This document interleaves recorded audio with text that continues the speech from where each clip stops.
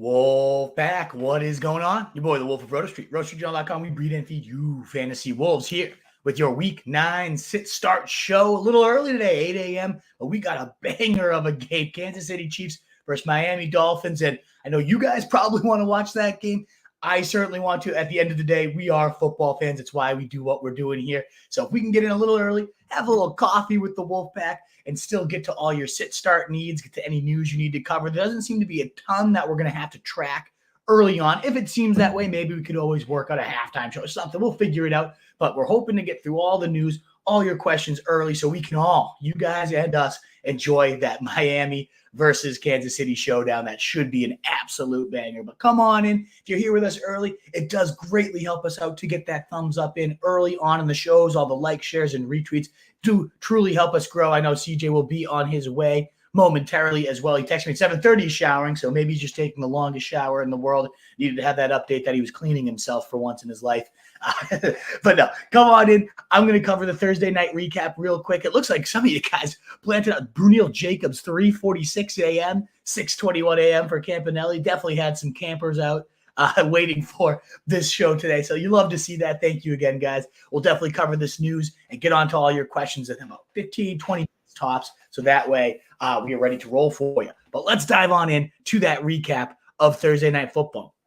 My first takeaway, I really thought Will Levis, he looked like the real deal. That ball was flinging off his wrist. He was off balance and making these throws that honestly, I think there's a handful, maybe 5 quarterbacks in the NFL that can make some of the throws I saw Will Levis doing.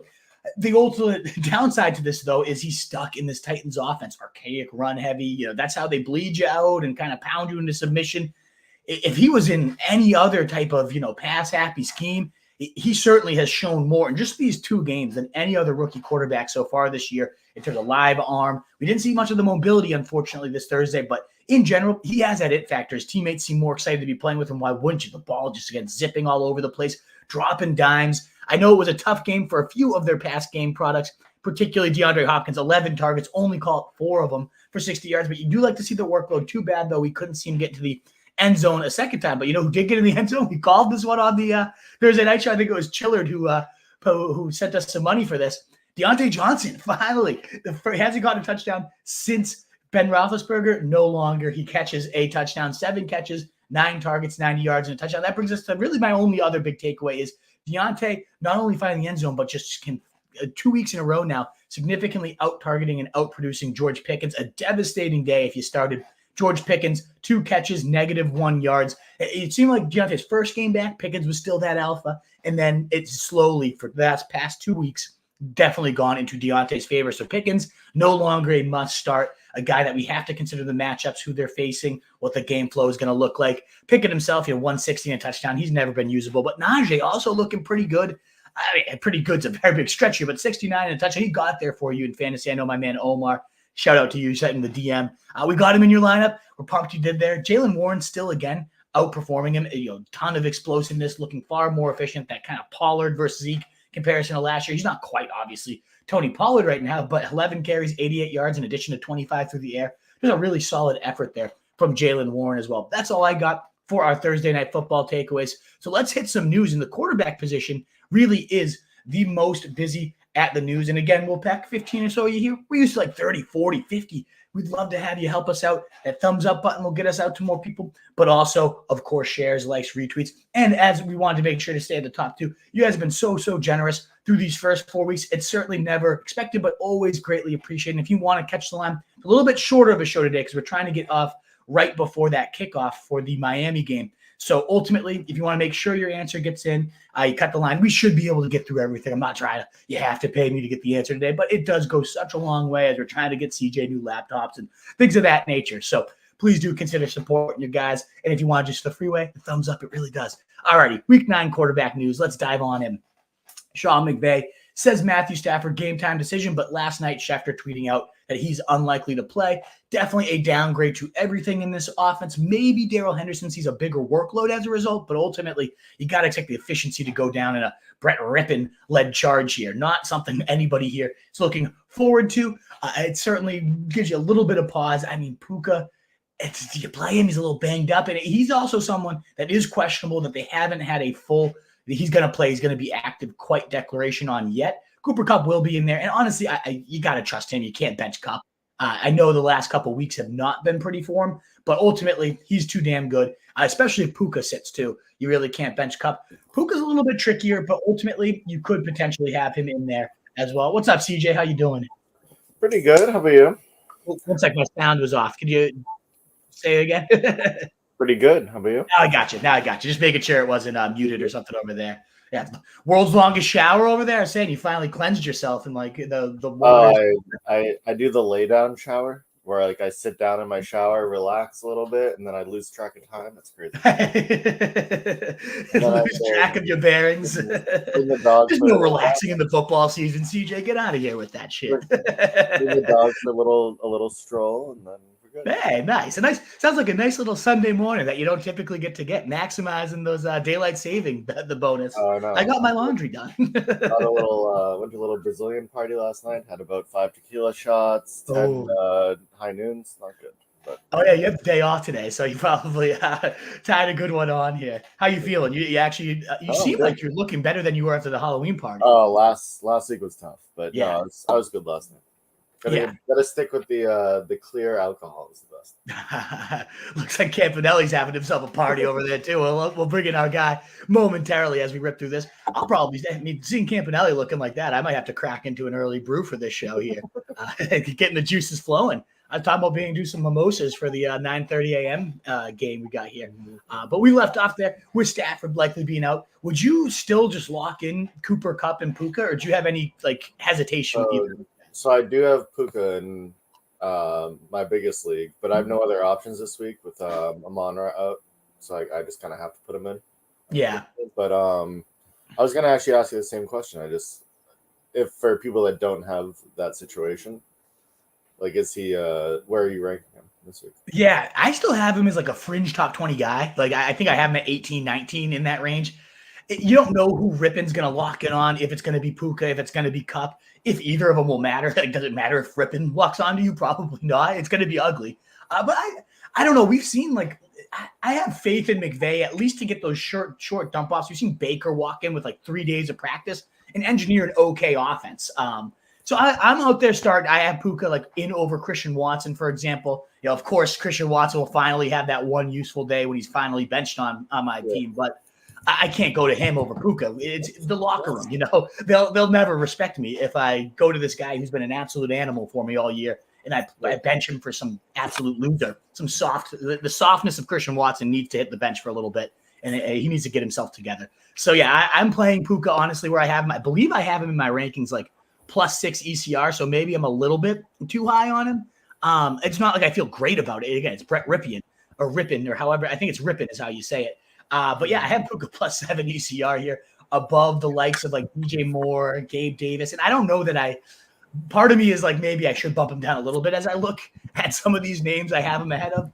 I probably will, Terry McLaurin. I probably would rather have more than Puka. So I'll be making an on-the-fly adjustment here because the more I look at it, the more I get a little bit skeeved out about putting a Brett Rippon. Yeah, I feel if I didn't, if I had to add a 2-receiver set, I probably wouldn't have him in. Yeah. I don't know. I'm not going to go to I use Christian Watson as that measuring bar too, Tank Dell, Christian Watson. I like those guys at desperation spots as wide receiver 3 with upside, but I'm not going to bench a guy like Puka who could still see 10 targets today. You never know if Rippon just likes him more than Kupp. Kupp doesn't. Yeah. I was reading this thing about the tightrope ankle surgery too with Tony Pollard with Cooper Kupp and how anybody that's had that has come back faster, but never as explosive. And the early results on this are not good. I remember when Mac Jones had it last year after he died. They got it. Alabama, I guess, started with Tua. Tua did it when he was a freshman or sophomore. Yeah. He got right back on the field, but they're not good. Yeah, the early results have not been great about it so far. So, I mean, that's obviously a very small sample size, and we can't fully correlate Tony Pollard and Cooper Kupp are struggling because of the tightrope. We're not doctors. We have no freaking clue. That's actually true. But I was reading about it, and it's just an interesting food for thought for sure. All right, that's enough on Brett Rippon. Deshaun Watson is going to be starting today. He's been removed from the injury report. Even though he's been rough, it is better than P.J. Walker. It can't be worse, honestly. Even though I got Walker competitive, I shouldn't insult the guy. As a backup quarterback, he's been playing really well and keeping them in every single game he's in. But just fantasy-wise, there's significantly higher ceilings to everyone involved. When Watson's under center, including Amari Cooper, I'm plus 8 spots above ECR on him. With whoever's been his quarterback, he's been a beast. I really like Cooper. He's at home, too. He has better home splits as well. Cardinals on the other side of that, Kyler Murray was questionable. He unfortunately was not activated, so we're going to get the Clayton Tune show today. Tunenberg out there under center for the Cardinals. Probably could do just as good of a job as Clayton Tune. There's so many disgusting quarterbacks starting this week. This is such it's a weird week where we have I was talking with a buddy yesterday. We have a great game to kick off the day, an incredible game to end it. And then in the 4 p.m.s, we do have Dallas, the Cowboys versus the Eagles. Yeah. Everything else is garbage. It is just a gross slate of football. Schedule for next week. Next week is horrific too. We're in for a rough 2 weeks. Yeah, but at least we do have 3 marquee matchups. We just need something from 1 p.m. to get us some entertainment here. But it's going to be – I was trying to make DraftKings lineups, and I could not do it. I don't even know who I want to target. If there's a game I want to look at, it's ugly. It's ugly out there. But, yeah, Clayton Tune. I actually don't even hate Deshaun Watson, both redraft and DraftKings-wise today, given that they're facing the Cardinals. So let us know if you have some quarterback questions around him. Maybe you got a question on Daniel Jones.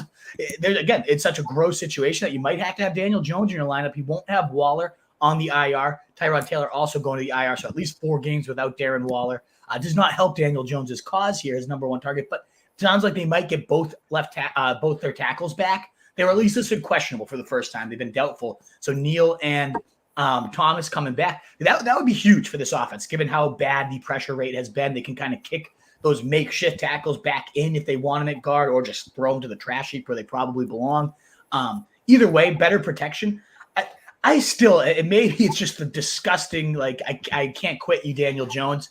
I could see a world where this offense gets at least functionable. He only had 1 game this season. You need to stop.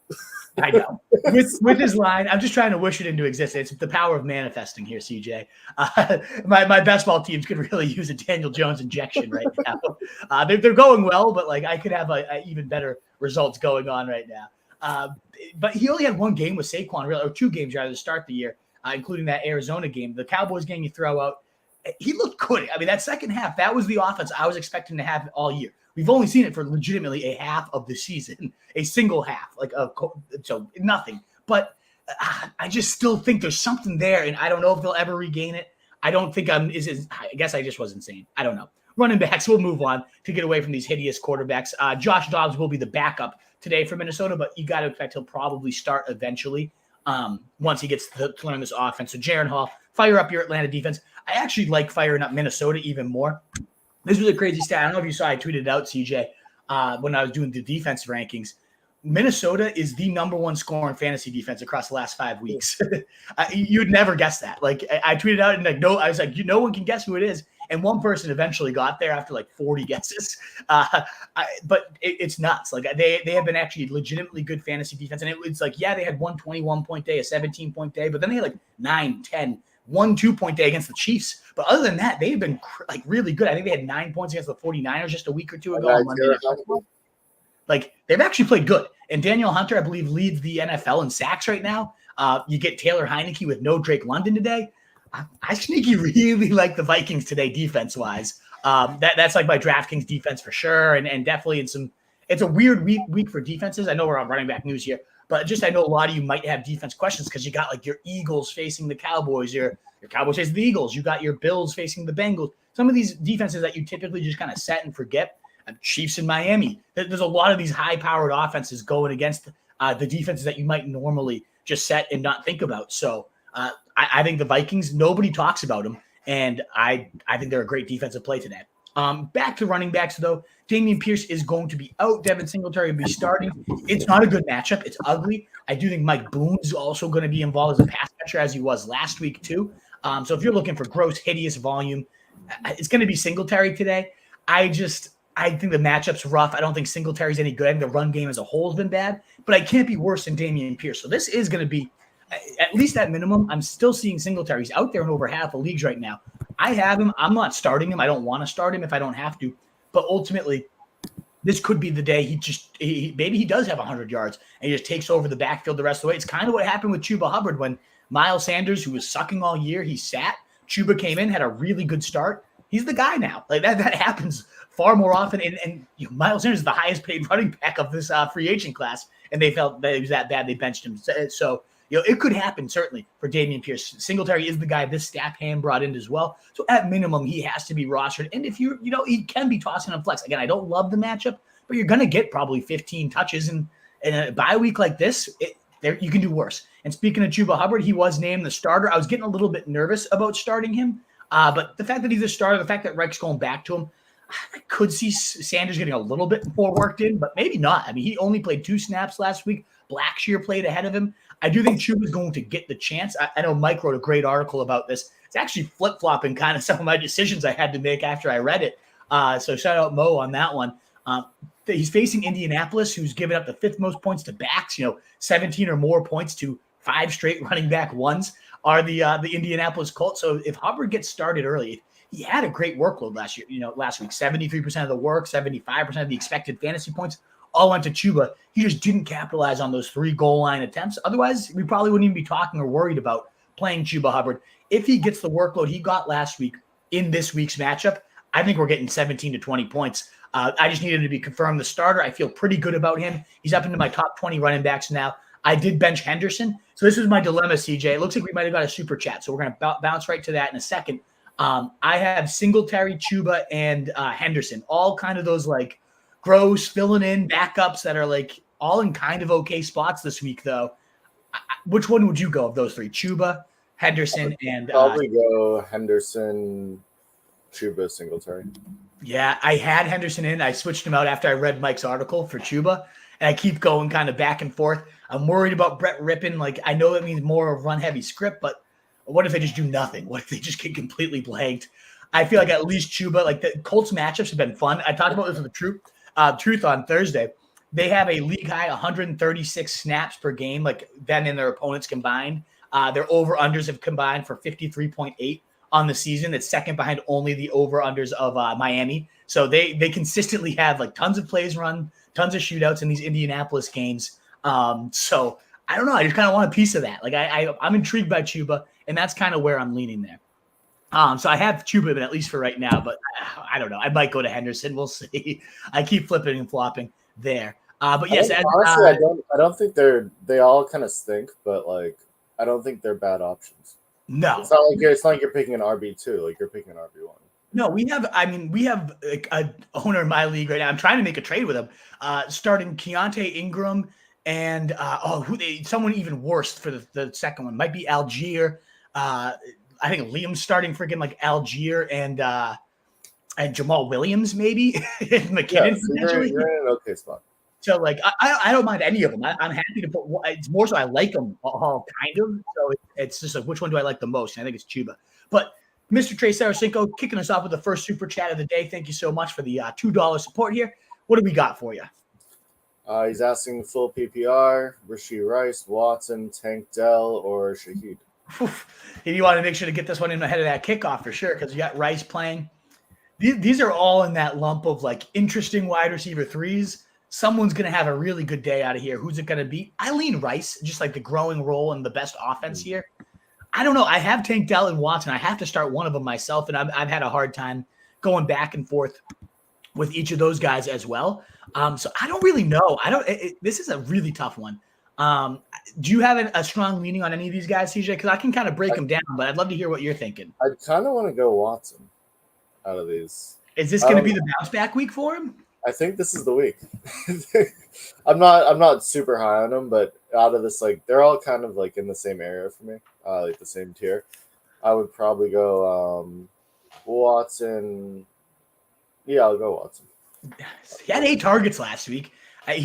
He's kind of like Chris Olave's the poster boy right now of unrealized air yards. It's insane. I forget the exact amount, but it's like 60% of his yards are like unrealized air. It's something. Kyle Pitts of receivers. Right now. Yeah, exactly. Watson's like right behind him though in terms of unrealized yards per game. But at certain points, like does Jordan Love just suck? And these are going to continue to be unrealized because he's just not good.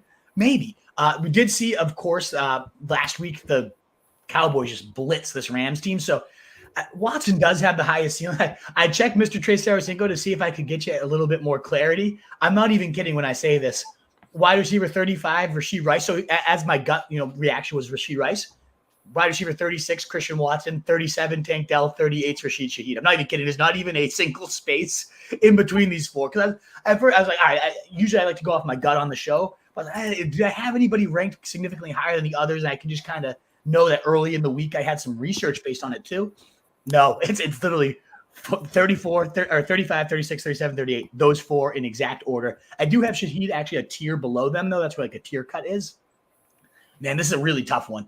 Tank Dell is the one ranked highest by the experts as well, if that gives you any type of solace.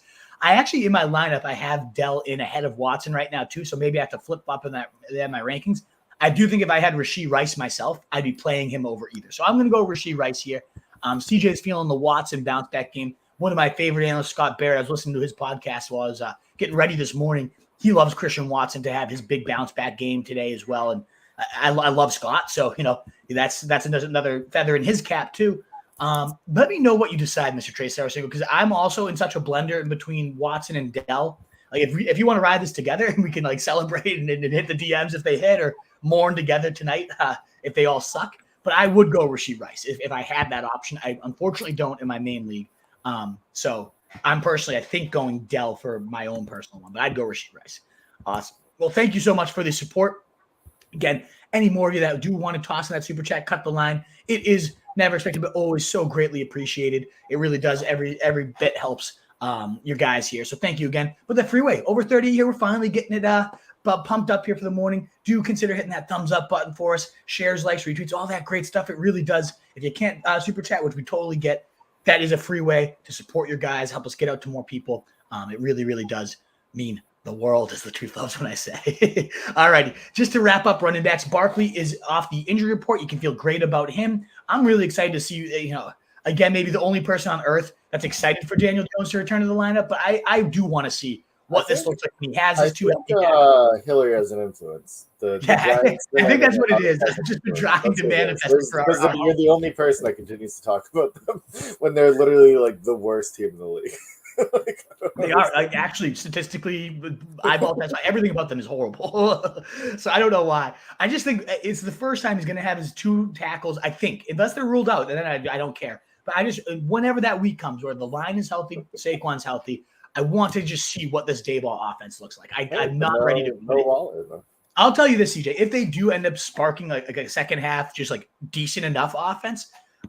My best, because I have like a really good core of best ball teams already going without him, and I have him on like 40% of my freaking rosters. So anybody that's like has him is probably sucking right now. I just had like Kyron, Puka, all these late guys kind of carry my teams. If he just suddenly ignites though, and like nobody else is gonna have him, because if you have him, you suck. I have teams that are doing well that like are probably gonna like right now as of today would advance. So if I advance and then Daniel Jones goes on this like crazy tear in the fantasy like playoffs.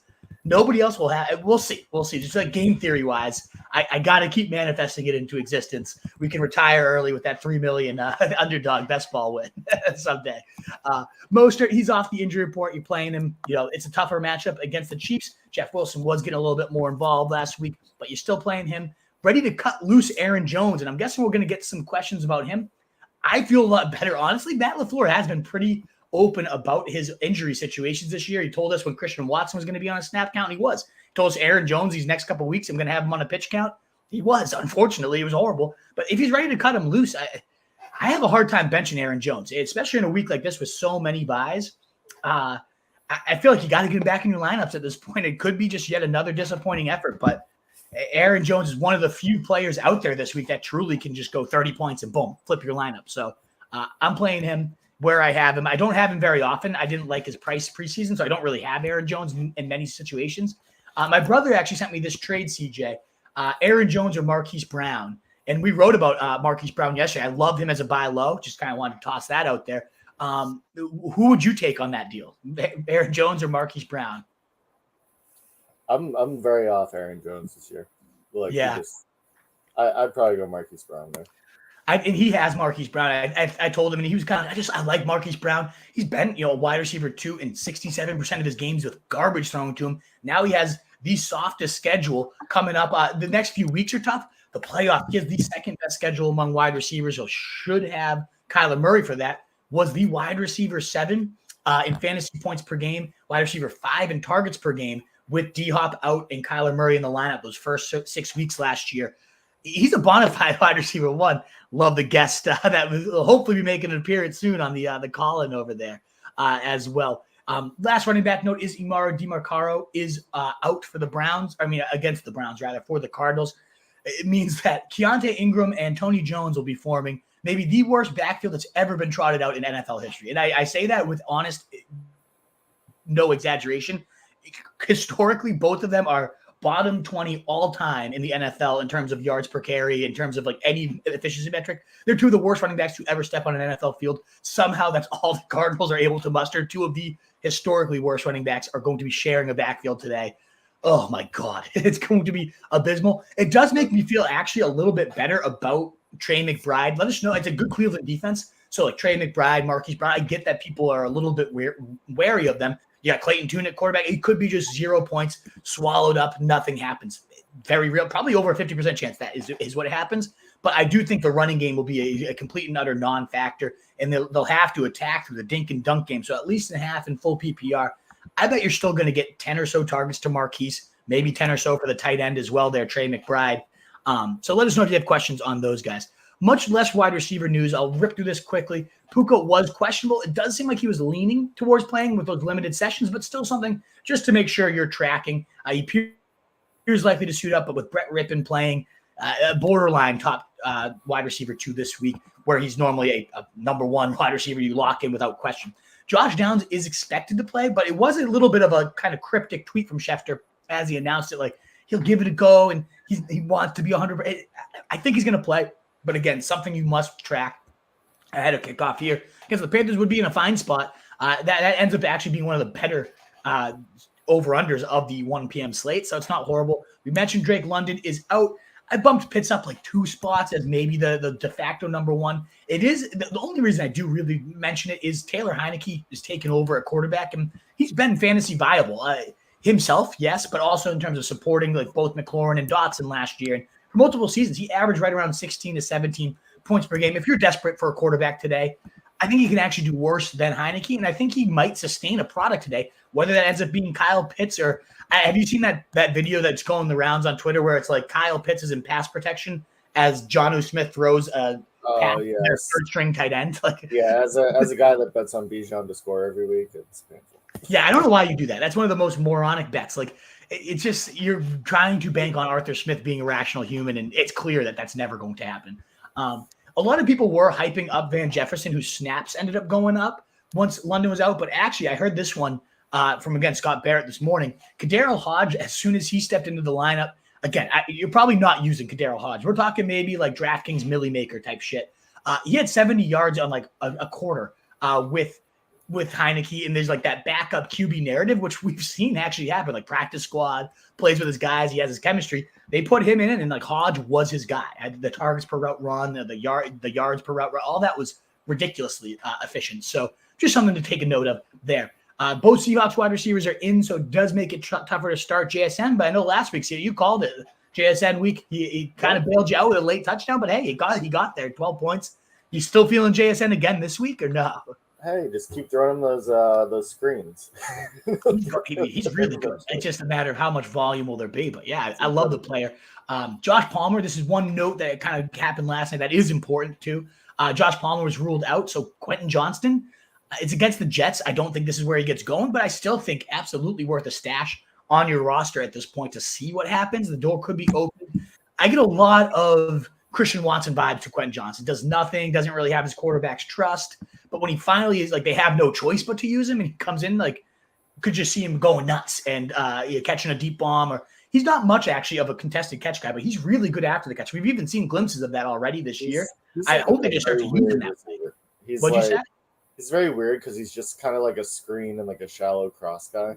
Like, he's so big, he should be like a Mike Williams, but he's not at all. He looks like Mike Williams back out there. It looks like you have him, and he's got that speed too, but he cannot. He's horrible in contested catch. But yeah, he's just like a gimmick college player. He is, but he's like, but he has this huge frame, and like he is so nimble for his frame. It's kind of wild. There's a play last week where he took like a 3-yard hitch and then just juked out like 3 guys.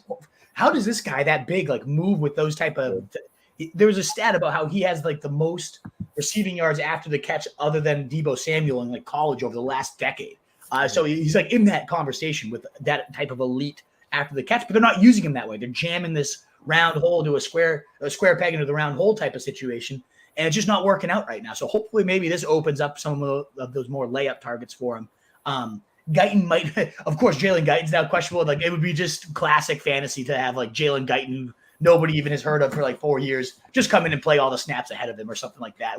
We'll see what ends up happening. I do think Quentin Johnson is still out there in about 80% of leagues. Should be stashed. See what happens on Monday Night Football. If you think your league won't pick him up and you want to like try out someone on your bench for now and then pick him up during Sunday Night Football, if your league allows that, maybe you do that. But I do think he should be rostered just to see what happens. First round talent with a role going up, it's worth a roster spot, no doubt. Michael Wilson, questionable, seemed to be trending actually the wrong way. So unlikely that he plays. More volume for Trey McBride. Marquise Brown, Curtis Samuel is out against the Pats. I wrote this one up. If you're desperate, and I mean, you got to be real desperate for wide receivers. Let's say Demario Douglas is out. Some of those streamers. Let us know if you have Douglas questions too. But if you are really desperate, Jamison Crowder, I know, swallow the puke back. 7 catches though, 95 yards and a touchdown last week. Only played about 35% of the snaps and routes, and ultimately every time he was in, just got absolutely peppered after that Curtis Samuel injury. I do think it's more of a product that this offense just likes to target slot receivers. They're 7th right now in target percentage. 36% of their targets go to the slot receiver. That's a lot. So I think Crowder, if you are absolutely desperate, again, $3K on DraftKings as well. Like there's a lot of these gross $3,000 receivers if you're looking for DraftKings type of punts here. And I'm happy to talk about any of my favorite ones. Crowder's up there. I think Crowder's not a bad play today. Only 1% rostered. If you are absolutely desperate, I think he could do worse. I'd rather have Khalil Shakir. I also wrote about him. I prefer him in tonight's game. 3rd highest slot target share rather, allowed to slot receivers by the Bengals. So I think he's a little more intriguing. But if you're desperate, Crowder, maybe he'll do some things for you. We'll see. Parker is out, and that kind of brought me to the Demario Douglas note that I wanted to get to. He's the more popular streamer, 30% rostered at this point. I would go to him over either of those guys in terms of Shakir, in terms of Crowder. He's the chalk. He's the chalkiest player in DraftKings today too at 4K. Probably warranted. Who else are they going to throw to? No Parker. Bourne lost to a season-ending ACL tear. I also do worry, though. Kendall Fuller does play a bit more in the slot. They are much more generous. It's the nuts mashup for outside receivers. Most points allowed to outside receivers. Second most points in general allowed to wide receivers. First in schedule-adjusted points. It's a dream matchup. The volume should be there. He's in a good spot, Douglas. But I do just want to caution that he's mostly a slot guy, and that's the one position they're not great against the Commanders, but they've been better against. And Kendall Fuller is actually playing really well. So if they decided to shadow him, kick him into the slot for the entire game, this is a guy that only had 25 yards last week. So I get that he's intriguing, and I do like the play. It's a good matchup, and volume should be there. But I think people are treating him like, lock button, get him in, don't even think twice.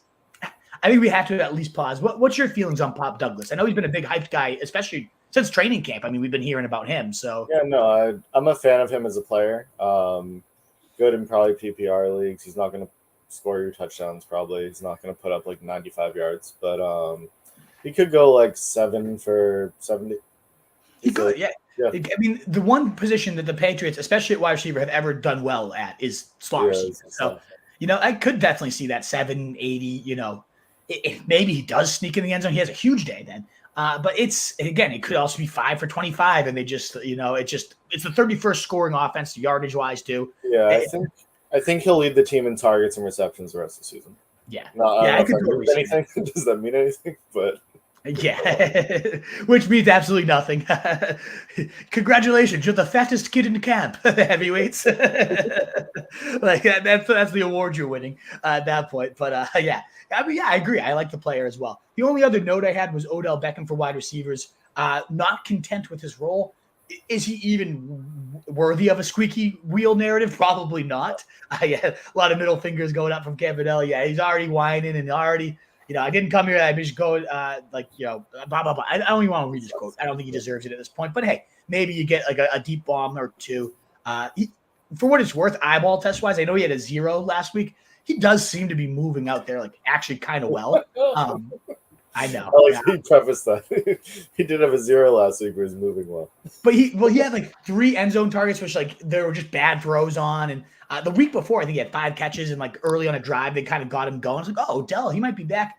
Just I'm not starting him. I'm not playing him. I'm not saying going to that level. But if you again had bench trash that you're just looking for something to stash, this offense has looked good. I mean, this is one of the better offenses in the league, and there is a world where he continues to have his role grow. As he winds, maybe he does get a little bit more usage. All right, we'll wrap up with 3 tight end notes, and then it's on to all your questions. I wanted to be done by 8:30. I apologize, Wolfpack. Well, a little long there, but a lot of good conversation points today, and it's just a gross slate that there's so much to cover that will probably inform your questions. So I want to get through it. I'll wrap it up here with Darren Waller on injured reserve. Brutal, busted, one of the bigger busts of the year. Had a couple glimpses and couple flashes, but really did nothing that warranted his mid-round price tag. I was in on it. My apologies. I mean that earnestly. I'm not trying to say it like an asshole. Like I thought this offense was going to be significantly improved with him being a key reason for that. Nothing worked out here. It's bad. Taysom Hill removed from the injury report. You gotta love what he's done these last few weeks. The number 2 tight end across the last 3 games in fantasy scoring every single week. So my fantasy pros, they had to do that contest. I got hit by a couple leading people in at the bottom of injury, like wide receivers that nobody fucking cares about. That I forgot to hit X out of that were ruled out. That penalized me. So my receiver ranking is not great. I'm right now the number 7 tight end expert, though. Yeah. And I think a big part of that is because I have Taysom Hill every single week, like +7 ECR. And every week he comes through. I don't know why people don't buy into it. Because at the end of the day, we're talking about a dart throw position other than maybe 4 or 5 names. If I'm going to throw a dart, why not throw the dart on the guy that's going to, just last week, 26 points. Last year, 30-point day. He's had 10 or more opportunities, carries, and targets in 3 straight games. He's been a tight end 6 or higher in 3 straight games. He's got 13 or more points in 3 straight games. I'm playing Taysom Hill. In fact, in my Holy Cross League, I have Travis Kelce. I'm not benching Kelce. I'm not getting there. But my flex, I'm considering benching DJ Moore for Taysom Hill. That's how highly I think of Taysom Hill this week. I don't think I'm going to do that, but I'm still thinking about it. Like, it's still going through my mind. So I don't know, but I really do like Taysom Hill. Please let us know if you have questions on him. I have him a spot above Trey McBride. That's a question I got throughout the week a lot. Which one of these guys you prioritize? I like Taysom Hill this week, given that it's against the Bears. It's just the perfect Taysom Hill matchup. They're going to move this ball very well on him. You can see him running in 2 touchdowns just like he did last week. Big Taysom Hill fan today. And Luke Musgrave off the injury report, not a fan of him. The usage, everything looks great, but just never gets it done because Jordan Love just is not a good player. In terms of the line, too, we mentioned that Thomas, Neal, they might be back for the Giants. And again, I don't want to keep beating this drum, but I do think we could see a different Giants offense, at least like a functional offense, if they have their line, if they have Saquon. Yeah, give me your giggles. Give me your giggles. Kevin will cackle over there as well. I know. Famous last words. I feel like Hillary, like every morning, like makes you talk. You have to like hit a quota. I'm leaving you if you don't say something nice about the Giants today. All right, sweetie, I'll say it. I promise. You get off the stream and she gives you like a little pink Daniel Jones jersey, and you guys are like, yeah. Oh my God, never. God no. Yeah, body paint Giants across my chest. Yeah, go New York. Oh God. All righty, Wolfpack. That wraps up all the news. What a great note to end it on in terms of the freaking Giants. I have hope, and famous last words. I think that also is all the super chats we've got so far today. So I'm going to pull in our first call-in of the day. Mr. Campanelli, how are we doing this morning? So, Wolf, I know CJ wasn't there on Thursday, but we still have the figure out if the Giants score more than 28 points, how I'm jumping into the Antarctic Ocean. Oh, yeah. We've got, because Campanelli's promised to jump into the Antarctic Ocean if we get 28 points for the Giants. So I am very you forgot to add that it's naked, I believe. It's naked, yes. It's a naked plunge. It's a naked plunge. So because like if any college football people are like Iowa. Basically, without Iowa, the defense, just like so. Oh, man. But so yeah, we'll see Campanelli's naked body floating in the Antarctic soon enough. Exactly. So, well, hold on. There's no Waller, and I see Daniel Jones getting injured on like play 7 today. Probably. So, and then we get the Tommy DeVito offense. Well, then Tommy DeVito. Oh, I can just picture all of New Jersey so pumped from Tommy DeVito.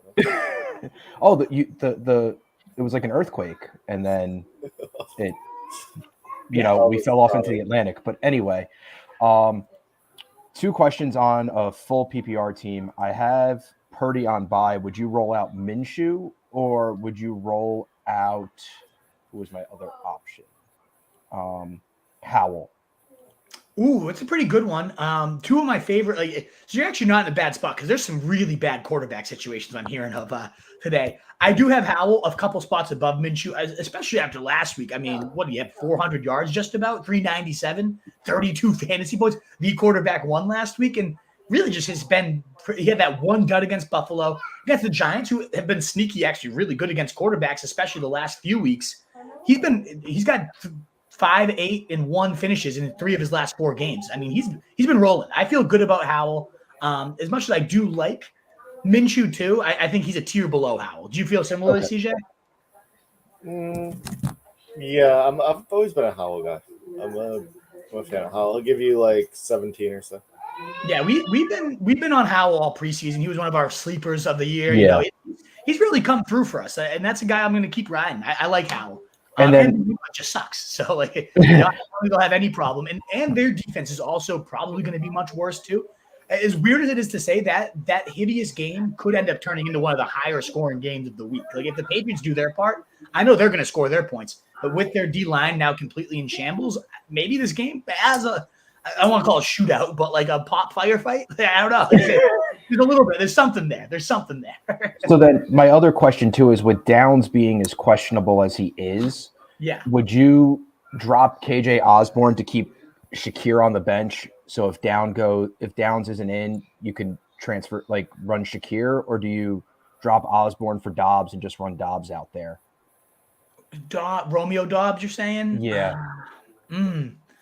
I think I prefer Dobbs. I would drop Osborne at this point. I don't know that Jaron Hall, Josh Dobbs, you got Jefferson coming back next week. I don't think there's much left in his upside wise, but Romeo Dobbs or Shakir. I had to start him this week, and there's nothing on waiver wire, so I'm like, I just have to do it, I guess. Yeah, I think you just roll with it. I did hear this stat that kind of caught me by surprise today too. That Romeo Dobbs leads the NFL in end zone targets right now too.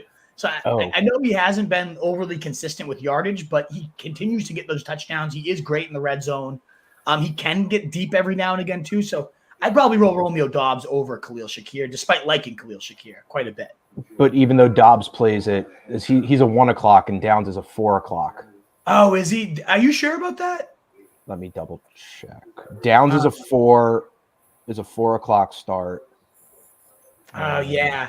So that does change things up. That's why you're giving some of that context, if that is the case. Because realistically, I'd rather just play. Dobbs is a 1 o'clock. Dobbs is at 1, and they are at 4. You're right. Yeah. Oh, that's tricky. I know. I almost would rather wait it out and see if Downs plays. It seems like he's gonna, and he's just been so steady. Is it a full PPR, half PPR? Full. Yeah, especially in full PPR. He's been, hasn't he had 16, 13, 24, 14? Yeah, he's been rock solid. I think I wait this out. I think the gap between Shakir and Romeo Dobbs, isn't big enough to warrant not having the chance to play Josh Downs. Okay, perfect. So I'd wait that one out, and then you can cut Osborne for Khalil Shakir if you really need to. All right, perfect. Thanks, guys. All righty, cheers, Cam. What do you got on there, by the way? What's your outfit today? Going golfing. So. Oh, nice. I love it. I was gonna say the tropical atmosphere. It looks like you're ready to party today. I love it. I am. Let's go. That's right. You texted me yesterday. Where do you live? Good luck on the course tomorrow. Today, rather. Good luck. I can't afford San Diego. Yeah. I hope you hit him well, Campanelli. Cheers, man. Thanks, guys. Cheers. Later. All righty, guys. It's not a bad week to go golfing, actually. The schedule is not. After 9:30, it's tough. Yeah, it's true. All right, let's talk about Bruneel Jacobs coming at 346, getting a question in this morning. Hopefully you came back for the show. And we'll back as we dive into this, over 40 here. Please, I kind of like the start time. I don't know if this is just because the 8:30, the 9:30 game. I would do this every week. I would too, honestly. And we wouldn't have to log out right at 9:30 every week. If there's not a game, if there's a game, then yeah. But I kind of like this. And we got a lot of you here still. I was worried that no one would show up, but hey, the Wolfpack, you guys are the best, the most loyal people out there. And on that note, please do consider that thumbs up button to continue to grow us, to continue this to more people let's dive in. Brunel Jacobs kicking us off. Good morning, Wolf. Hey, do you think he did this last night, like when he got home, or do you think he woke up, or do you think he was working? I think this is a before bed toss it in. Although that means he'd be waking up like 4 hours later to see our answer. So he could be like, we do get a decent amount of like around the world views. So he might have just been, it might be like his afternoon right now. We have no idea. I love it. Brunel, if you're still tuned in, let us know where you're coming in at us from. And was this question tossed in before you went to sleep or as you woke up, or where are you?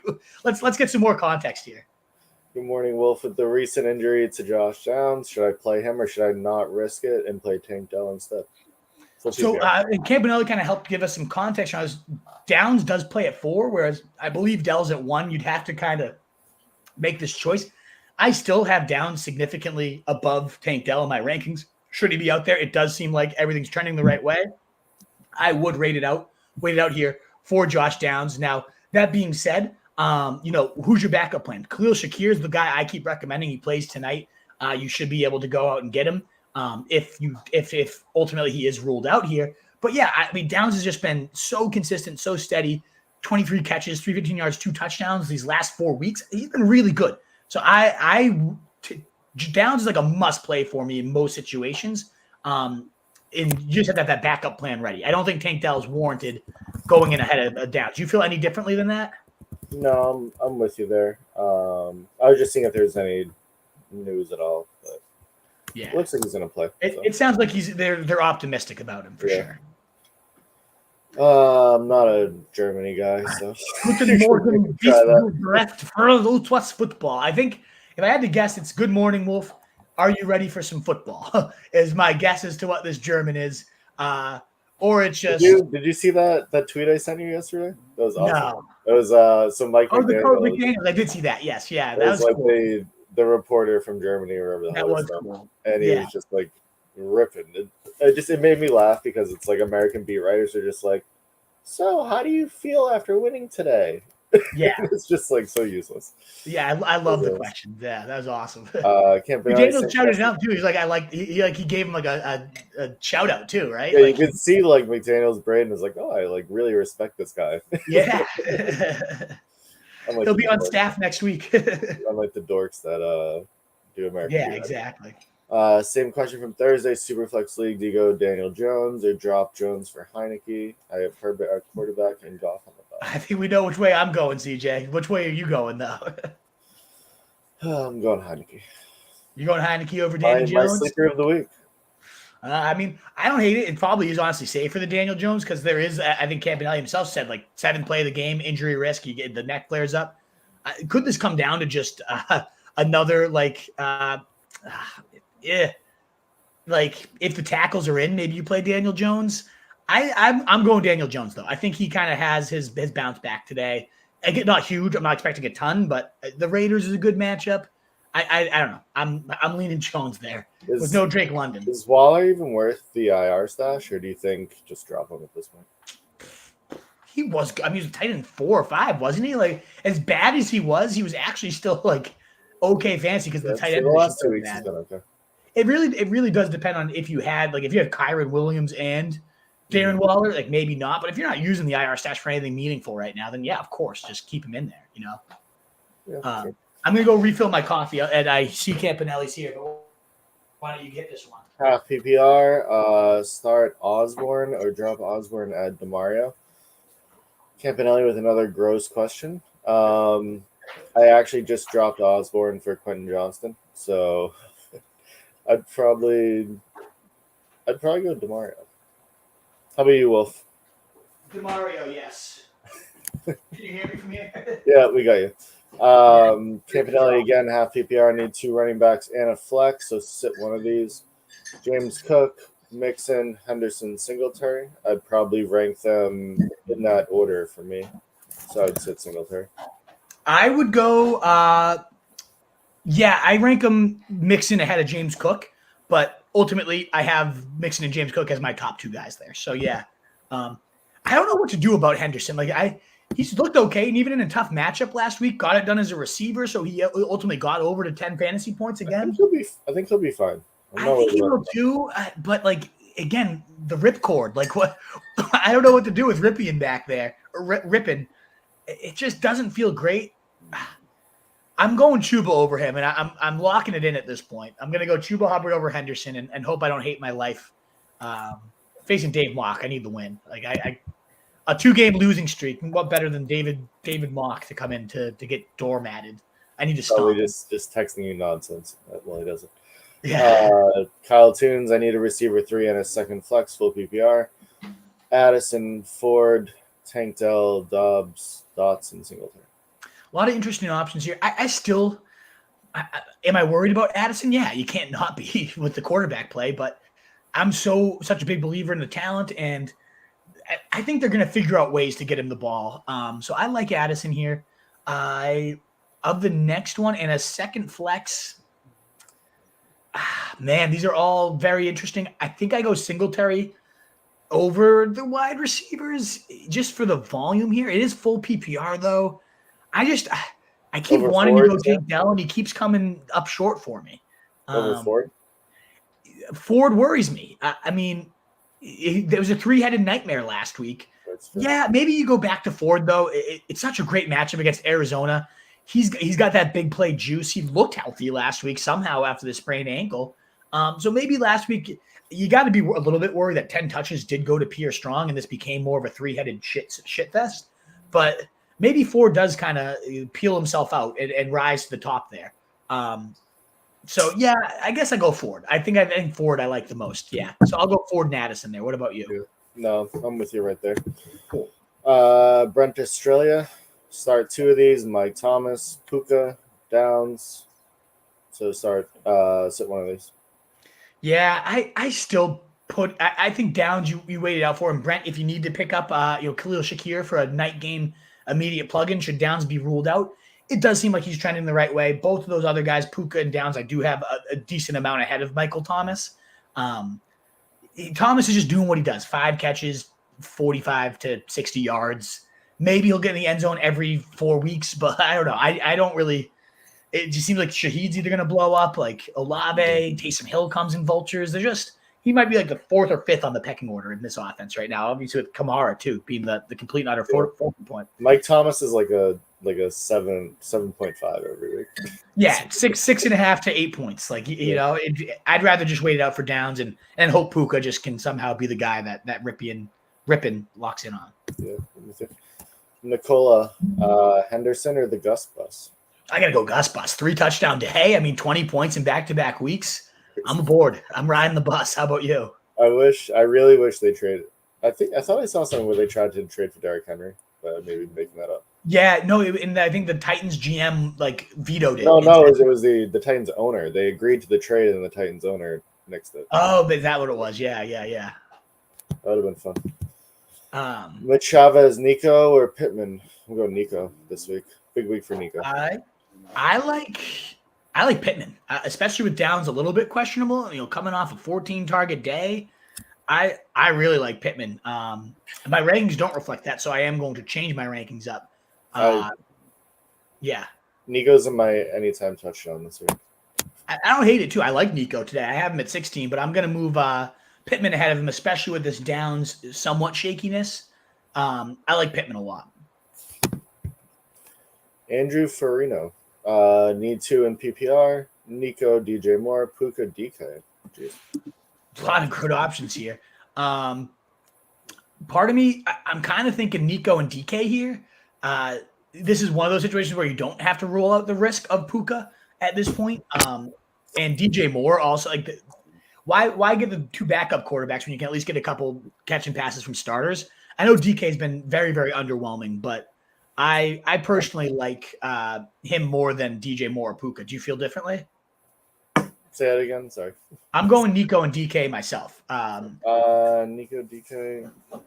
Yes, I'm with you there. I'd rather just they have their quarterback once, so I'd rather just if they're all in the same tier for me, they're very similarly ranked. I'd rather go with the ones that are getting the passes from their starters.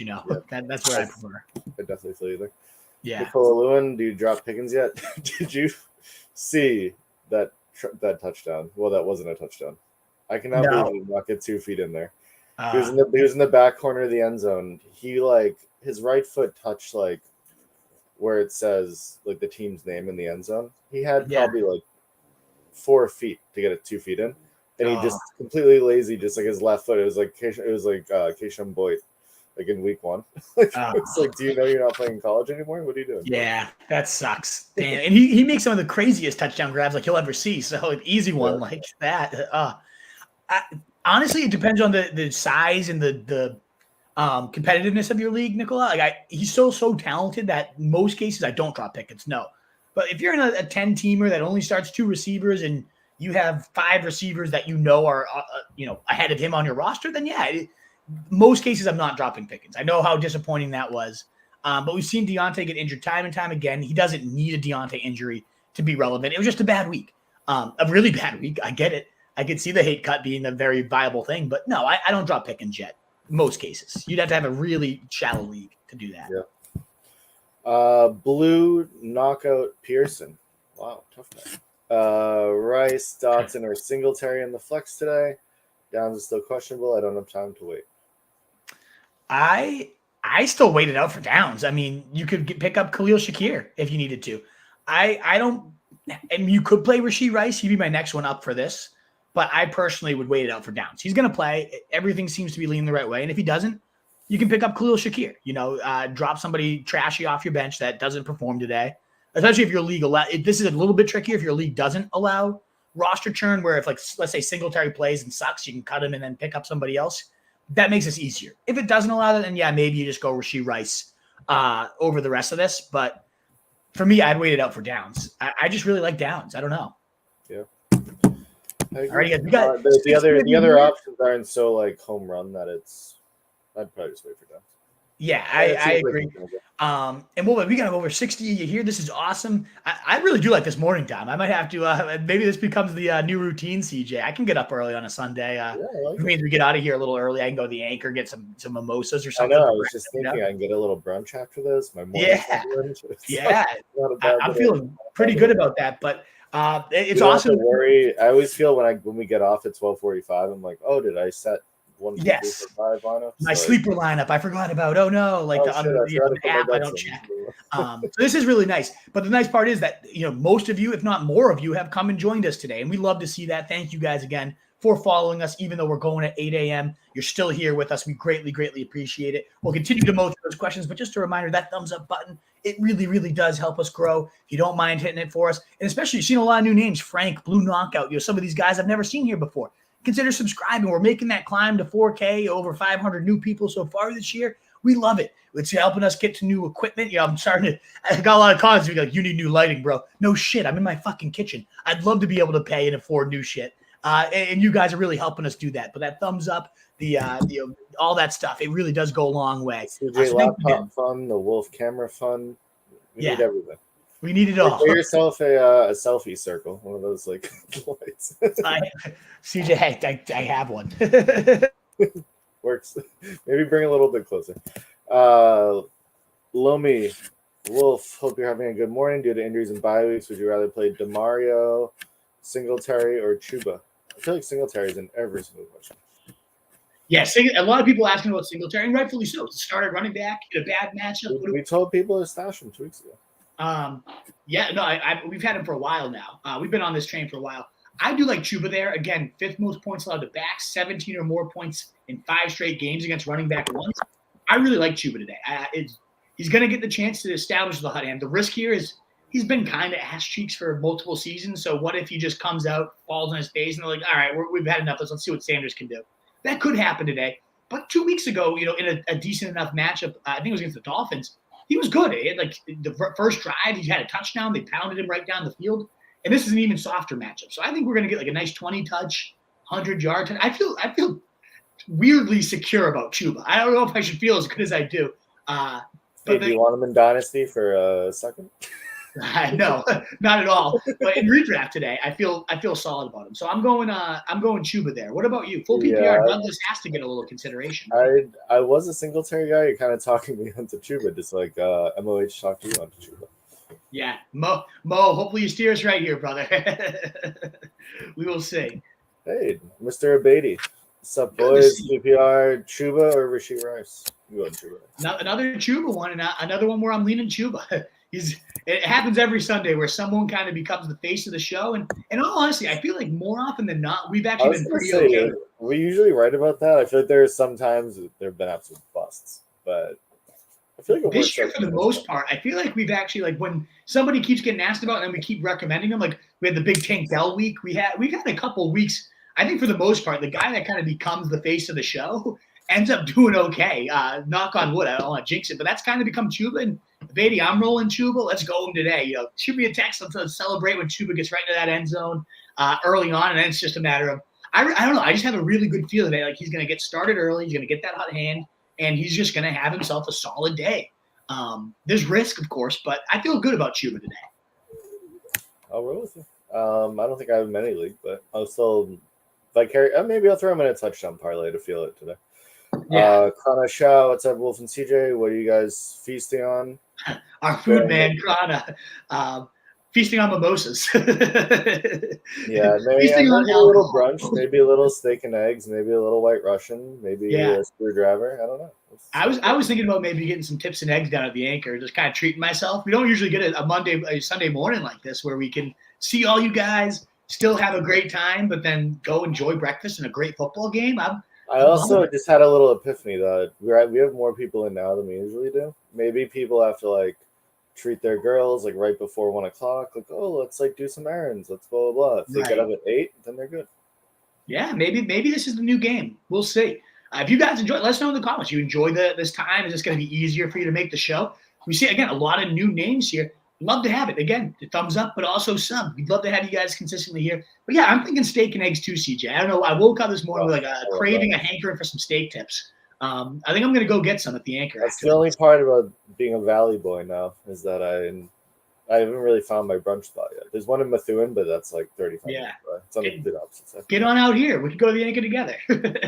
Come to God's country. Maybe.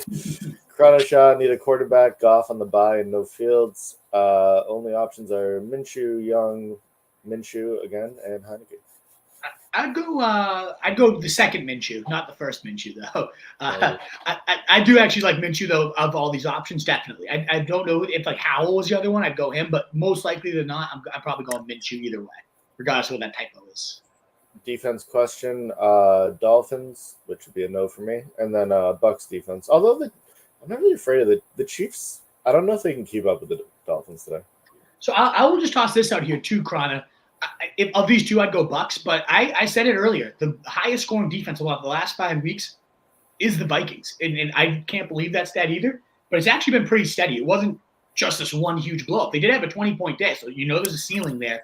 They had another 17-point day, but then 9 and 10, and then they only had one dud really in their last 5 weeks, 2 points, and that was against the Chiefs.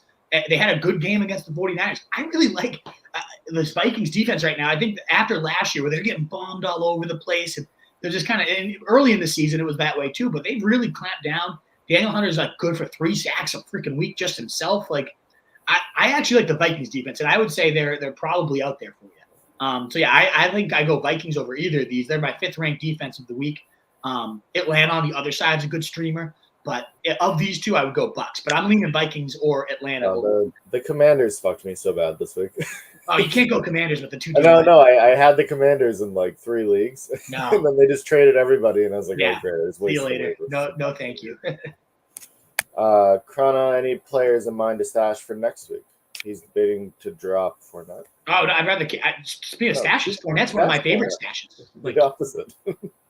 The Fournette is the definition of the ideal stash right now. I mean, we also have those pictures in the short shorts, the hamstring that look like a fucking basketball. Like, oh baby, He looks like one of those like preseason guys. Always in the best shape of his life. I actually think he may be in the best shape of his life. This might be the best we've ever seen Fournette look. Yeah, like it makes you wonder why nobody was calling, why there's not any tryouts, but. That was my worry with Fournette. Is like he's been on his couch, and we've seen time and time again. He himself has openly admitted, like, man, when I get home to the South, that Southern cooking, like, I can't help myself. And that's what I love about him. Like, he's just one of us. He gets fat and he loses his weight. Well, we don't lose the weight. We just get fat. So he's not like one of us. But he did look really Leonard Fournette, very similar. I know he was like. I love that he's like, man, it's colder than a penguin's ass here in Buffalo. Like, what did you expect? But he does have that feel of like a late season Buffalo. Like, just kind of churning in the snow. You can kind of see it. I'd be very, very worried if I was a James Cook owner. I really would. Yeah, I would too. I think Fournette. I think James Cook owners are being very like optimistically blissful and like ignorance is bliss. Yeah. Fournette has been a top 15 running back in back-to-back years, and what he does best is score. The guy catches 70 balls a year. Yeah, he is a good running back, and he's gonna Latavius Murray's. Even if he only gets Latavius Murray's role, it's 35% of the work, 40%. And I think he'll get more than that, honestly, because he's just better than Latavius. Latavius just continues to get stuffed at the 1 yard line. I really think Lenny's is as good of a stash as you can ask for right now. I picked him up anywhere I could find him that he was available. So, yeah, I would not drop Fournette for any other stashes. I'd be stashing Fournette Cron. Room team, Wolf, Singletary or Tank in the flex. Oh, man. Half PPR. Singletary's certainly the safer play. I don't feel great about him. The run games look bad all year. The line's not great. Tank has the blow-up potential. You know you're going to get to 8, maybe 10 with Singletary. If he falls in the end zone, boom, you have a really good day. I guess I go Singletary just because Tank really has been disappointing in back-to-back weeks, but it doesn't feel great. Like, Tank definitely has much more I could win you your week, but I could also lose you your week feel. Where do you lean on this one, CJ? I did have Tank. Actually, I did have Tank in my sleepers, but I think I'm going Singletary. I'm going to go the starting running back here. Yeah, I could see that. I will note too, like we did just see the Bucs defense get bombed by Gabe Davis and Carlton Davis on the wide receiver 1, maybe number 2 wide receivers. Like that's kind of a little sticking spot there. So I really could see Tank having that. I'm forced to start either Tank or Christian Watson. I've flipped myself back and forth all day on that one. So I probably am rolling Tank myself from team. I don't know. My gut just kind of does say it's going to be another Tank week, but my gut said that last week, and it really led us astray. So my Tank radar has been playing every week, and it's worked out about half the time. So I don't know. Less than half. Just so you know, we do have a lot of questions in about 20 minutes if you want to rip. Yeah. We'll hit a rapid fire, maybe 5 to 6 minutes, but we'll bet if you want to get a full in-depth answer, Super Chat's a good way to cut this line. I will go rapid fire mode in about 5-6 minutes here, so we can get to kickoff. But please keep those questions coming. I'll rip as many as I can ahead of the kickoff. Tank again or Darrell Henderson for Stan Teamy? I do like Henderson there. I'll stick to Henderson over Tank. I feel a little bit better about Henderson than I do Singletary this week. If you think Tank is a desperation upside receiver 3, I may wait for the Chiefs game to play out. Going against Mahomes and Waddle. If they go crazy, I'll use Tank. Otherwise, go Singletary. So basically, would you go Tank or Singletary? So that's that rum team giving us a little more context. I think you're playing it perfectly right. If Mahomes goes nuts, Waddle buries you, and you need upside, yeah, you got to go Tank. But let's say you exit the game as the favorite. I think Singletary is far less likely to turn the game over for you. So yeah, I think you've assessed it perfectly. That was the exact argument we laid out. It was like floor versus ceiling. You'll know what you need after this 9:30 game. So yeah, I think you figured it out, Rum Team. That's the exact way to approach it. Waddle anytime touchdown, by the way, at 9:30. Jose Amador, do I start Higgins at the flex or do I start Kincaid? I have Kelsey at tight end. Need a safe floor. I mean, Kincaid, I think, has the safer floor. Since he's been the worst team against tight ends this year, Kincaid is absolutely rolling right now. As much as Higgins has the ceiling. And I guess, Jose, this kind of falls into that with Rum Team too. That's the night game. So at least you'll know. And right now you think you need the floor, but let's say your team goes nuts, or the other team rather goes nuts. And now you suddenly need Higgins. Higgins is by far the better bet to just have like a 25, 30-point day. Even though we haven't seen it since week 2, we know that's within his range of outcomes, whereas Kincaid's probably capped at like 15.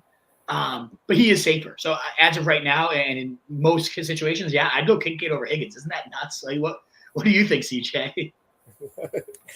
I agree there, but I agree with you with Kincaid over Higgins, and it is kind of nuts to think about. But like, if also it's not because everyone was extremely high on Kincaid. That whole tier of receivers drives me crazy. The receiver 2s, who everyone thinks are receiver 1s, but they're actually not.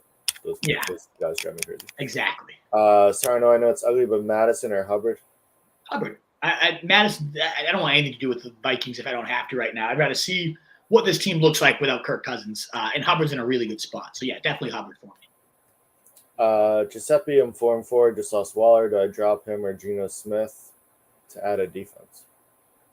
If there's no IR spot, maybe you can. Depends on who your other tight end is, though, because for the stretch run, Waller was the tight end 5. So I don't necessarily want to drop him if I don't have to, and certainly not if my backup tight end's a shitty option. I'd rather drop Carr or Geno Smith. Either one of them has been like a middling QB2. I'd rather keep Waller than one of them. So I'd probably drop, honestly, Carr over Geno, but Geno's been – he's been good real life wise, but really underwhelming fantasy wise. So maybe you just drop Geno there. I wouldn't drop Waller in most cases though, unless you have if you have like, Kelsey, then fine, okay. But other than that, no. Tex, Saints D or Browns D? These are actually two of the only defenses, Tex, that I like this week. I have Browns number 1, Saints number 2. And so clearly I go the Browns against Clayton Tune. I mean, I don't know how that doesn't just they don't just absolutely demolish Clayton Tune today. Tune stinks. I get Badgett is not good either for Chicago, but like he's actually been like okay, like he can sustain a drive. He hasn't turned the ball over too crazy. Clayton Tune's going to get demolished. That's a good Cleveland defense and a really bad quarterback. So to me, I'm going Browns. Diamond Dave, guessing pick 2 of these or just rank them, I guess. Mixon, Pollard, Ford. I'd probably put it in that order. I think so. Mixon versus Pollard. Ford's definitely the distant third here. Pollard's been fucking awful. He's been really bad. I flip it and I go Mixon ahead of Pollard myself, largely because of the matchup. Philly's a very scary front seven. Pollard himself just is not getting it done. I thought Mixon last week, just like coming out the bye, he had a juice that didn't really have the first few weeks. And certainly Burrow had, that whole offense. It was like the Bengals again. And I was just like, okay, I feel good about this. So I think Mixon got a nice bump up in the rest of the season rankings in my view. And Buffalo has been shockingly really bad against running backs this year. So I leave Mixon there, Diamond Dave. Yeah, I put it in that order. Mike Duke, pick 2 of these in standard. Flowers, Collins, Godwin, Lockett. Standard, it can't be Flowers because Flowers is okay in PPR because he gets so many targets. Barrett made this comparison to the pod I was listening to. It's like Alvin Kamara without the rushing because it's all just like dink, dink, dink, dink, dink, dink, dink, and it goes nowhere. And so if you're not getting points for those receptions, Mike, Flowers takes a huge hit. So you're leaning for big plays and touchdowns. I'm leaning Nico and Tyler Lockett for that. What about you? Godwin scored. Was it last week or the week before? I may go actually, but I love Nico this week. I'm going Nico Lockett. I love Lockett's matchup, and I love Nico this week. If you wanted to go Godwin over Lockett, I wouldn't be opposed to that. But yeah, no, I love Nico the most. I think he's got the biggest upside here, and I think I go Lockett in a standard league again, just for the big play, hope for the touchdown type of thing. I have a cannon, put me in for Tunes, says Tunes. Yeah, sounds good. It is 9:15 Wolfpack, so I am going to fire up a rapid chat. We do want to promise and try to hit every single question we can. If you want to get yourself a nice in-depth answer, a super chat is the way to make sure you get in. At 9:30, we are going to cut it off. We did it early because we wanted to watch this sick game. So I think I'll be able to make it through it all. But again, the only guaranteed way would be that super chat. But that thumbs up button as we get ready for the rapid fire of the Wolf here would be so greatly appreciated. Again, so many new names. We'd love to see it. Please do consider subscribing. We'd love to have you guys back. The recap show tonight, waiver wire Tuesday, all that good stuff. We'd love to see you there. But thanks again so much for spending your mornings with us. Let us know in the comments too. Do you enjoy this start time? Because I am more than open to. I get up early anyways. I'd be happy to do this most Sundays. If this works out for other people's schedules better, I'm game. So let's. I'm down. So yeah, we talked about that. Diamond Dave, you needed 2 of them. So yeah, you go Mixon and Pollard then. Roman Argello, full PPR, Cam Akers, Pitts, Musgrave, or Kincaid. Kincaid's definitely the top option there. I think I roll Pitts as the wide receiver 1 today for the Falcons, but the rest, they're just bad options there. Marcus Smith, hello. Which defense out of Atlanta or Chargers? I am going to keep saying I go Vikings over any of these streamer defenses. They're still only 9% rostered, and I love them. But assuming they are gone, I would go Atlanta over the Chargers. I'm down Purdy, Goff, and Laporta from buys. Picked up Howell and Jonnu. I think both are solid. I really like Howell. I think Jonnu, we're going to get more 2 tight end sets here. Hoosier with Drake London out. I don't love Jonnu, though. So, if there was other options, if Taysom Hill he's probably gone at this point. I'm sure Trey McBride's gone at this point. But I even like Gerald Everett. Monday Night Football, Jets give up the most love points. Gerald Everett this week. I really like Gerald Everett this week. Campanella, by the way, letting us know he's signing him up for this start time. All right, we got 1 vote of approval here. So that's cool with me. I did lose my spot. We were at Diamond Dave, and then we're at Chargers defense. I'm down Purdy. Okay, so here we are. Got it. Cowboys versus Philly or Giants versus the Raiders. I think you just side with the talent and go Cowboys there. Although Giants get Aaron O'Connell today, or Aiden O'Connell. Yeah, and they've been getting after the passer. I'm going to go Giants there, Diamond Dave. But again, I like the Vikings more than any of these streamer defenses. Taysom Hill or Ferguson in PPR. I go Taysom Hill. I love the upside, Mike Duke. Scott, full PPR flex, Jackson Smith or David Njoku. I'd go JSN there. Don't really love either, but I would go him. Demario Douglas, I'd go over either of those guys. I'd probably even go Khalil Shakir over JSN tonight too. But of those two, I'd go JSN. Matt Rosenberg, help. Matt, Dr. Foreman, Keontae Ingram, and Zeke. Yeah, and you need to start too. Oh, boy, you do need some help. I'm guessing it must be not like a flex question where I could say, like, yeah, maybe you toss Khalil Shakir in, Jamison Crowder. I'd have above all these running backs. I'd go for Foreman. We know what he is at this point. They have to get up early or he's going to be useless. But, hey, you're talking about Keontae Ingram, one of the worst starting running backs in the NFL. I'd probably go Zeke over Ingram as well. I'm just kind of banking on Foreman and Zeke as maybe you get touchdowns out of them. I'd rather have that than 15 carries for 40 useless yards from Keontae Ingram today. So, yeah, I'm going to go Donta Foreman and Zeke there, Matt. L.A., standard, need two. Pete, Nico, Puka, DK, Godwin. I'm going to go Nico and DK there. Chauncey TV, don't forget to talk about Singletary. Yeah, we did talk about Singletary quite a few times, Chauncey. but just as a reminder. Literally all we've talked about is Singletary. Yeah, like 15, 20 carries, probably coming. Tough matchup. So I don't love it. It has not been an efficient run game in general. I think you're getting 8 to 12 points. So there's an okay floor there, but very, very capped ceiling, in my opinion. But there is the chance. The big thing with Singletary, I'd rather not have to play him, but he could come out of here. Let's say he does run for 80 to 100. And now he's the starting running back in an offense that is ascending for the most part, despite last week's backstep. That's more so where I see the value of Singletary. I don't want to have to play him this week. Certainly, if you're asking about Keontae Ingram and Zeke, yeah, you can get Singletary in that situation. But it's more so, let's see if he can actually take over the backfield like Chuba Hubbard did just a couple weeks ago. It's a very similar situation to me, Chauncey. Morning, Zubat Slayer. Should I run out Everett or Auden? I'm going Everett there for sure. Zubat, and I do actually like Auden as well as a sleeper. There's a lot of good metrics about the matchup against Houston being a solid one. Zach Moss or Madison for Giuseppe? I'm going to go Zach Moss. He continues to be involved and continues to get done. Tim Kelleher, start two. Mike Evans, Tank Dell, Rashee Rice, or Ramondre.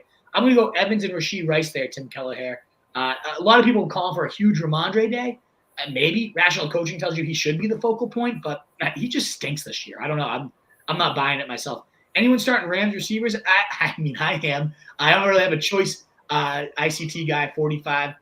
You'd have to have some pretty good options, especially bench Cup, but even Puka. Their game.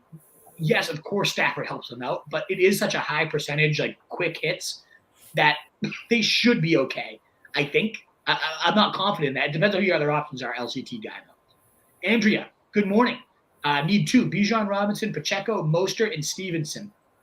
I would go Robinson and Mostert just slightly over Pacheco. That's a tough one, though. Would you go Bijan and Mostert over Pacheco? Yes. Although I do like Pacheco. I do like Pacheco this week, but I do too. But Mostert. I'm never going to quit Bijan. I'm never quitting Bijan. So. Yeah. I mean, he is the running back 6 if you take out the hideous injury game, the sick headache game. Derek J. Young. Need to figure out 2 of Waller, Hunt, Henderson, and Chuba. I really like Kareem Hunt this week. And I have a hard time benching Ken Walker. I know last week a little sketchy, 56% of the snaps to Charbonnet. I don't know exactly what that was about. I really actually do like Chuba today too, though. I don't know. My gut kind of says like Hunt and Chuba are actually my favorite options here, but I have a really hard time benching Kenneth Walker. I get last week was sketchy, but before that, in half PPR leagues, he is the running back 6 on fantasy right now in the season. 18, 29, 14, 16, 12, 8. And yeah, again, Charbonnet was healthy for that. So yeah, you have to factor that in. Would it be crazy to bench Walker for Chuba today? Probably, right? Yeah. I don't think they can do it. But it's something you got to monitor, Derek J. Young. What do you think about Chuba versus Hunt? I personally am on the Hunt side. I feel really good about Hunt today. I'm on Hunt. I love Hunt. Yeah, I mean, even with a fully healthy Ford, he was putting up 15 a week, and now he's kind of the lead guy for now while Ford gets his legs under him in a good matchup against Arizona. Yeah, I'm in on that. Giuseppe Russo. Oop, I had Giuseppe Russo, and then it just kind of disappeared. There it is. Noah Brown, Rondale Moore, Crowder, or Sky Moore. Not in a good place. Yeah, I'd say that, Giuseppe. I go Crowder here. I mean, but Noah Brown also in that question. I didn't mean to skip him, but didn't need to belabor that. Jamison Crowder for me. I really kind of like Jamison Crowder today. Like 5-catch, 70-yard touchdown day. CJ, if you're looking for like a really big long shot touchdown, I don't even know if the books will have Crowder on them. No, they'll have him. I like Crowder today. I think Crowder is I'm being serious. When I saw your tweet about Crowder, I did not know he was in the NFL. Yeah. I was like, wait, I had to look him up, see what team he was on. It's such a staple of that offense, though, to pepper the slot. And Crowder looked better than he's looked in 3 seasons. Like he was moving around with some juice last week. I was shocked when I watched the clip. Rashee Rice or Gabe Davis for Lucius with a super chat. Thank you so much, Lucius. I'm going Gabe Davis, right? Coming off a 12-target, 9-catch, like using a higher percentage role last week. It's like kind of that classic Gabe Davis. It's a big-time game, prime time. For whatever reason, he'll disappear when the spotlights aren't on. But when they come on, this guy balls. I'm going Gabe Davis over Rashee Rice pretty steadily, CJ. I know Rice might feel a little safer, but I don't know. The upside of Gabe Davis in a big primetime shootout, like it's got to be Gabe. Gotta keep rolling him. All he does is score touchdowns. Yeah, I know he had 2 duds in back-to-back weeks ahead of last week. It is the classic. I saw a great one. I think it was a Sleeper that put it out where it's like you play Gabe Davis 2 points, and it's like the guy putting on the clown like thing, and it's like bench Gabe Davis 20 points as he's like getting more makeup on. And it's like play Gabe Davis as it's fully clown. It's like 0.2 as it like continues to get more and more clown. Like it is that week-to-week experience. That's like, yeah, I get why it's frustrating, but and especially in a game like this, Bengals, Bills, Sunday night, like he could go off for 25 if you're down big, but you still have a hope. Like, I just like him more than Rashee Rice in general. So yeah, I'm going there. So that was a super chat. Thank you again, Lucius, for that. It looks like there is another super chat. So thank you guys again for supporting your boys here. I got it. Oh, you got it there. Yeah, it's he paid and then he. Oh yeah, gotcha. So what's it say? Can you read it to me? I can't Rosh see it. snap. Maybe in Germany. Who knows? Maybe I'm an idiot. Giants D or Raiders with rookie QB or Ravens D. I think I just stick out with the Ravens. You know, Geno has turned the ball over plenty and hasn't been quite the explosive spot. So yeah, I do lean. Ravens are one of the few defenses I feel okay about. A lot of sacks. You know, they're my number 3 defense this week, and I feel pretty good about that. I do like the idea of the Giants against Aiden O'Connell. In all honesty, I think, you know, if any of these defenses are going to go like 18 and go nuts, it would be the Giants. They can get after the quarterback. It is a rookie QB. But I'm leaning Ravens there over the Giants just on sheer talent. It's a pretty good defense. And thank you, Roshus Schnapp, for the super chat. Greatly appreciate the support. Your boys, if we have about 5 minutes left, Wolfbeck, I'm going to do my best to continue to mow through this. Start ripping. So I have been ripping. I'm going to keep ripping. But, hey, we're off at kickoff. So if you want a guaranteed answer, the super chat is the only way to guarantee it. And we got another one. So we're going to keep giving your attention to those that are willing to support your boys even in that manner. Mariah Carey, Chavez. What if it's Mitch Chavez? Is it Mitch's wife? Is Mitch's wife? We'll find out. Pick 2, half PPR. Puka, Lockett, Boyd, Osborne, and Watson. I'm guessing that's Christian Watson here. So this is one of those situations where, like, I'm just going to keep it with Puka. The other options aren't necessarily intriguing to me enough to bench Puka. And then I like Lockett on the other side of that. That's one of the few games in the early slate that just, like, could kind of crack open and go a little bit nuts. Lockett has that good chemistry with Geno. Watson does intrigue me. We talked about Scott Barrett loves him, and a lot of people I respect are calling for this is the Watson kind of coming out party. I've called for it a couple times, and it hasn't happened, and I personally am benching him until I see it. So I'm going to go Puka and Lockett here. What about you, CJ? Yes. Puka, Lockett. I do like Watson this week, but I'm going Puka, Lockett. Yeah, would you go Lockett over Watson, though? I know you mentioned you like him, so. Yeah, I'm going to Lockett over Watson. All righty. Thank you again, guys, so much for these Super Chat supports. Again, if you want to keep cutting the line, we'll keep pulling those up first. We'll keep going for the next about 5 minutes here. So we'll try to get as many of these in as we can ahead of that. So we were at Andrea here, who asked, Rashee Rice or Josh Downs? I'm going with Josh Downs. I know it's sketchy. I think Khalil Shakir is the perfect pivot tonight. If for whatever reason Josh Downs is ruled out, you can go on over to Shakir. What's up, Joe? Tough running backs this week. PPR pick 2. Foreman, Madison, Algier, and Charbonnet. Man, this is ugly today. I would probably go Madison, and honestly, I kind of like Charbonnet in that pass-catching role. Algier could get the game script though. I'm gonna go Madison and Charbs, I guess. There we got Peter Cho with a super chat. Thank you, Peter, for your support of the show. Pick 1 running back: Hunt, Hubbard, and Henderson. I like it. Definitely, these are 3 really good, like intriguing options. All of them. I personally prefer Kareem Hunt in that matchup against Arizona. I think they're going to just bury them with the early touchdown from him. I really like Hubbard, too. He's only like a spot or 2 below Hunt for me, and I like his matchup against Indy. Probably even a surer bet for volume than Kareem Hunt, but I just feel really good about Kareem Hunt against Arizona today. And Henderson in a good spot against the backers as well. All 3 of these guys, very worthy of – I can see why this is a question. Triple H is here. I prefer Hunt, though, of the 3 of them. What about you, CJ? Yeah, going in that order. Yeah, that's exactly how I order them too. So, Peter, thank you so much. Thank you, everybody, for your super chats. They're starting to add up. I think last week we got like $50 total of super chats. You guys really came through with a generosity, Wolfpack. So it's not unnoticed. It's greatly appreciated. Alrighty, we got just a couple minutes here. So we're going to try to get through the rest of these questions as many as we can. It's Justin Vetter, start 2 PPR, Henderson, Singletary, Hollywood, and Rice. I would go Henderson, and I'd go Hollywood there. Justin. I mean, Clayton Tune, though, that makes me a little nervous. But, what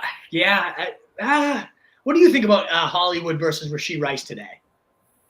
Like, is Clayton Tune enough to send Hollywood to the bench for today? I think so. Yeah, I'm going Rice, though. Probably. Clayton I want no part of that offense. I think – but with Michael Wilson probably out, I'm going to stick to Henderson and Hollywood there. Ed Parker, full PPR. Watson or Rice, I'm going Rashee Rice. Tim Kelleher, start 2. Mike Evans, Tank Dell.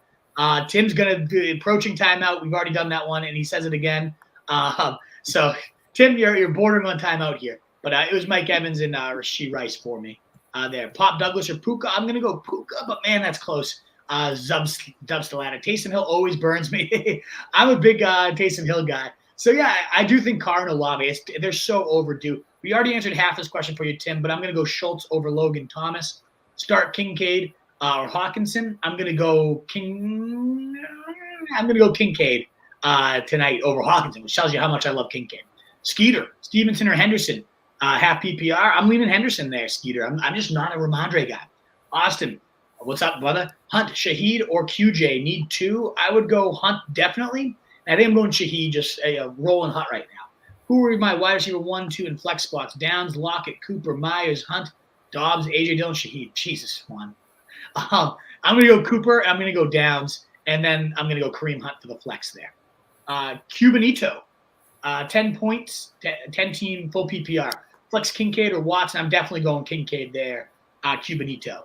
Tight end, since Laporta's on by, Parham, Everett, or Schultz. I like Schultz there. But I do like the Chargers guys this week too. Should I start McLaurin or Addison? I'm going McLaurin there, HSTN. Frenzy 40K.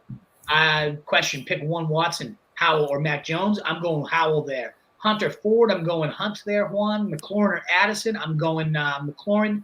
Watson or Dotson, I'm going Watson there, Rodney. I'm going Nico Collins and Henderson there. All right, I got to just pick one, so I'm going to go Nico Collins is my favorite there. Let's plant some trees. Akers or Charbonnet this week. I'm going on Charbonnet. I don't like anything to do with Minnesota. Coach Zeke, full PPR. Need a running back too. Singletary or Royce or the 5'9" Freeman. Already have Swift as running back 1. I would go Singletary there. I'd rather go Downs over either running back, and I'd go Singletary over Royce. Ramondre or Christian Watson this week. I would go I don't like Ramondre, but I think I'd go him. Also, love the live stream, watch every morning. Hey, love to hear that, Coach Zeke. Thanks for being here. Thanks for your kind words. Should I start in PPR, Rice or Walker? I would go Walker at that point. It is 9:30, isn't it? 9:31. We even burned the midnight oil. So I'm going to rip like 5 more questions just because I'm feeling extra generous today. Rice or Lockett? I'll go Lockett. Tim Kelleher repeated that. One last timeout to end the day. Lex plant some tees. DJ Moore, Rashad White, Devonta. I'm going to go Devonta there.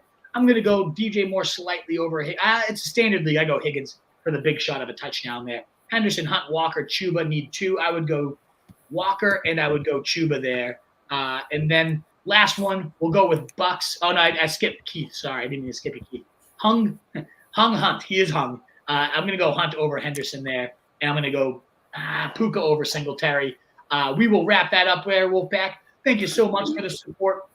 We greatly appreciate it. Love to see you guys this morning. On your way out, please do hit that thumbs up button. Just double checking. We did not miss any super chats. So we are good to go. Ready for this awesome game. Should be live with the truth tonight, 7:30-ish when Red Zone wraps up. We'll be live recapping all of today's action. But best of luck. Again, let us know what you thought of this timing. We are happy to go early and kind of give ourselves a little bit more time to get our own lineups ready and whatnot moving forward. So thanks again for being here. Best of luck in week 9. In a world of Fantasy Sheep, be the Wolf. Check out rotostreetjournal.com for all your good content there. Best of luck today. See you, Wolfpack. Pacheco, Waddle, anytime touchdown. Good luck today, Campanelli, on the golf course.